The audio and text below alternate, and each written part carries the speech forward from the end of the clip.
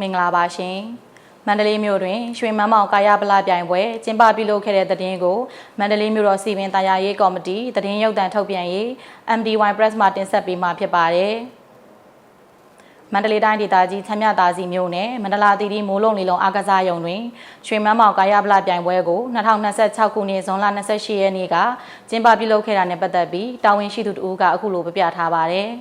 မန္တလေးတိုင်းရဲ့ကာယပလရွှေမန်းမောင်ပြိုင်ပွဲကိုလုပ်တာတော့ဘဘတို့ရဲ့ဆရာဥပသိမ်ပေါ့ရွှေမန်းမောင်ကြီးပေါ့သူကနိုင်ငံကိုစားပြုပြီးတော့အိန္ဒိယကိုသူများရဲ့ခေါင်းပေါင်းပေါင်းပြီးတော့သွားပြိုင်မှုတဲ့မောင်ရောဆူရခဲ့တယ်လေးမှလည်းဆူရခဲ့တယ်အရင်တော့ရွှေမန်းမောင်မယ်ပြိုင်ပွဲပဲခုဥစားကြတော့ model physics တို့ physics တို့အကုန်ပါလာတော့လူဦးတွေတိုးလာတာပေါ့လေဘဘတို့ကလည်းဒီပြိုင်ပွဲလိုအပ်ခြင်းအကြောင်းရင်းကတော့မန္တလေးတိုင်းကိုစားပြုတိုင်းပြည်အတွက်စင်ပြိုင်နိုင်တဲ့မောင်တွေမယ်တွေထွက်လာအောင်စူးစမ်းပြီးလုပ်ခဲ့တာပေါ့နိုင်ငံတကာပွဲမှာမန္တလေးတိုင်းကကုံဆောင်ဆရာဦးအောင်တိုင်ကရွှေစရိတ်ယူပေးခဲ့တာနောက်ပိုင်းတော့ဆက်မပြအောင်ဘဘတို့ကစူးစမ်းပြီးတော့ရွှေမန်းပေါင်ပြိုင်ပွဲကိုယခုထက်ထိကျင်းပပေးခဲ့တာပေါ့လေဝေတန်းတော့အရင်တော့အတန်းမရှိဘူးလွတ်တန်းပဲအခုကျတော့55 60 65 90 95အထက်အတန်းတွေပေါ့လေအမျိုးသမီးတွေကြတော့လေအရက်အနေပြင်းတယ်ပဲစင်တီမီတာတွေနဲ့ပြိုင်ခဲ့ကြတာပါဒီပွဲမှာမန္တလေးသားအနေနဲ့မန္တလေးသားဖြစ်နေဝင်ရောက်ရှင်ပြိုင်ပြီးမှယူလို့ရတဲ့ဆုဆိုတော့အရန်ကိုပျော်တယ်အရန်ကိုပီတိဖြစ်တယ်စူးစမ်းခဲ့ရတာပဲကျွန်တော်အရန်စူးစမ်းခဲ့ရတဲ့ချိန်တစ်နှစ်ကျော်လောက်တော့ယူရတယ်အကြီးတန်း open ပေါ့ 80kg အထက်ပေါ့ 80kg အထက်ဆိုတော့ကျွန်တော်ဘာမှမသတ်မှတ်ထားဘူးလေ 80kg အထက်ကျော်ပြီးဆိုလို့ရှိရင်ခွန်9နေနေခွန်1နေနေခွန်3နေနေ 80kg အထက် open တန်းဖြစ်သွားတာပေါ့